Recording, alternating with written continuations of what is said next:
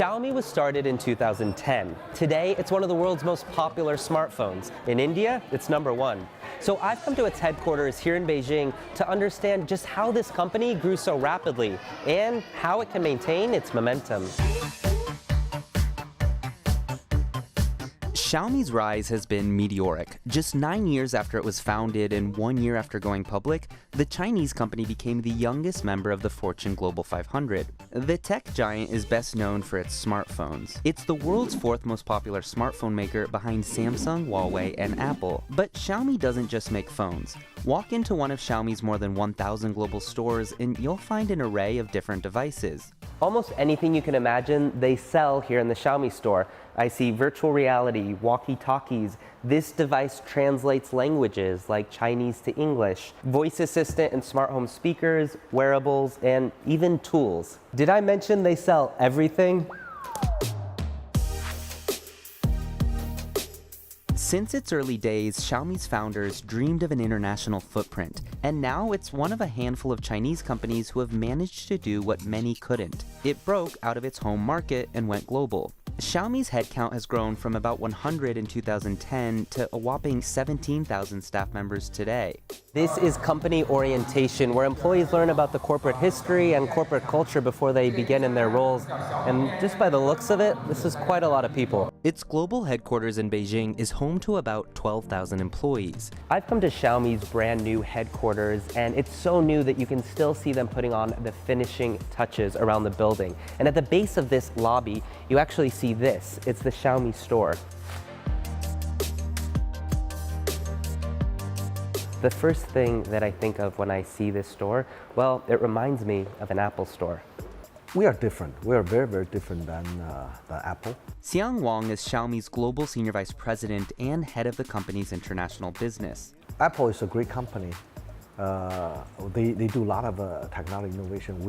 We're doing the same, but our model is different. We want to sell as low as possible instead of selling at a premium price. That business model originates from Xiaomi's founder, Chinese entrepreneur Lei Jun. Lei Jun's vision was to create a premium smartphone that could compete with the likes of Apple and Samsung, but at a more affordable price. This allowed Xiaomi to tap into China's growing lower-end smartphone market, and it wasn't long before it did the same abroad. Just look at this graph. In 2015, 6% of Xiaomi's total revenues came from outside mainland China. By 2018, that grew to 40%. The aim, to eventually have half of its total revenue coming from outside its borders. Xiaomi has achieved that by expanding into more than 80 markets.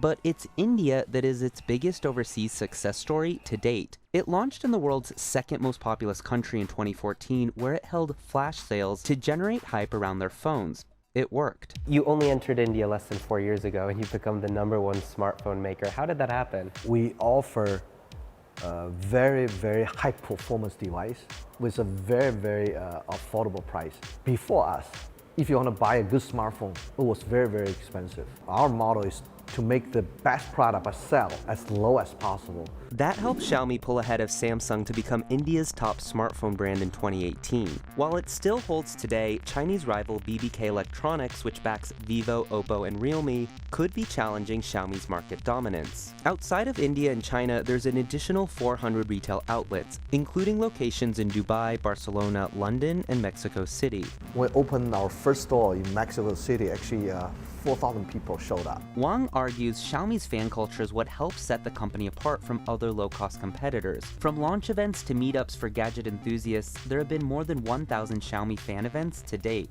Here you have an entire wall dedicated to fans, things that fans have sent to Xiaomi. We always receive many, many gifts. Normally they are technology geeks. A boy and a girl, they met during our fans event. So the couple in Indonesia met at a Xiaomi event, named their child Xiaomi.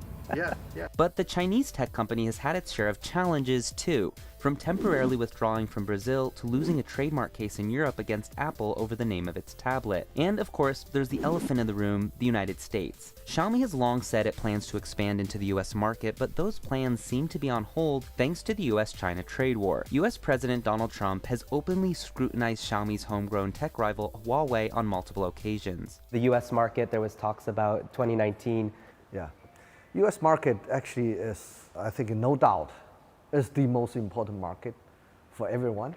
We are still very, very young. US market is very, very different. We are working very hard, try to design a product for North America, but still the resources is a big issue.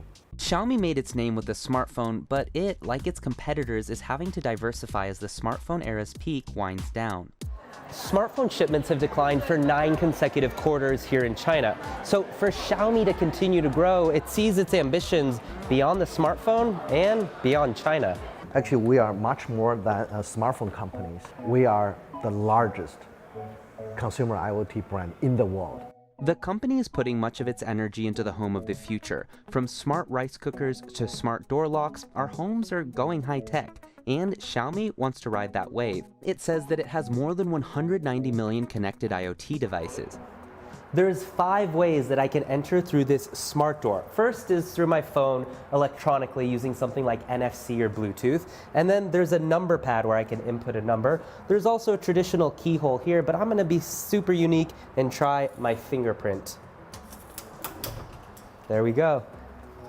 It's also taking on Samsung and LG with the launch of this smart refrigerator, which can categorize your groceries, play music, and even take notes. Xiaomi hopes that every room will have one of its AI smart speakers, including the bedroom. So the moment I walk in, the lights automatically turn on. Let's see if she recognizes me with an accent.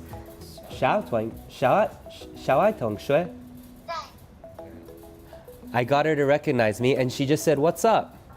Earlier when I walked into the room, she told me, "Welcome back home. You must be very tired. Go to sleep." She has quite a personality. The Mi AI speaker is Xiaomi's answer to the Google Home or the Amazon Echo. While Xiaomi sold nearly 3 million smart speakers in the second quarter of 2019, it still trails behind its Chinese rivals Baidu and Alibaba. This store was opened just about 2 years ago, but one of the first things I noticed is that just across from it, Xiaomi is preparing to open a brand new space, but this one will be focused on lifestyle products and things related to the smart home. While many of these products carry the Xiaomi name, not all are actually made by Xiaomi. Take, for instance, air purifier company SmartMe. It's one of the 270 startups that Xiaomi invests in. Xiaomi helped SmartMe in significant way because we use Xiaomi channel to sell our products. Its products are sold in Xiaomi stores, but also through its own channels too. SmartMe has grown to become China's #1 selling air purifier. Consumer will know, oh, this product's really good and from Xiaomi. Oh, they also have their own brand called SmartMe. SmartMe even hopes to one day go public. And just like Xiaomi, SmartMe is pushing for success outside of China too. Right now, 41,000 of your products are being used in India, and you can track this in real time. Right. It's startups like this that have helped push Xiaomi's international reach. How do you continue the momentum? You have to keep the innovating spirit. Smartphone market is very competitive. You have to do a lot of exciting things every day. Xiaomi turns 10 years old next year, and in under a decade, it's been able to do what many companies here in this country haven't done: succeed outside of China. But just how big this company can get, well, that's anybody's guess. Hey guys, it's Upton. Thanks for watching. Check out more of our videos and let us know in the comments, what do you think about Xiaomi's rise in global tech? While you're at it, subscribe to our channel, and I'll see you next time.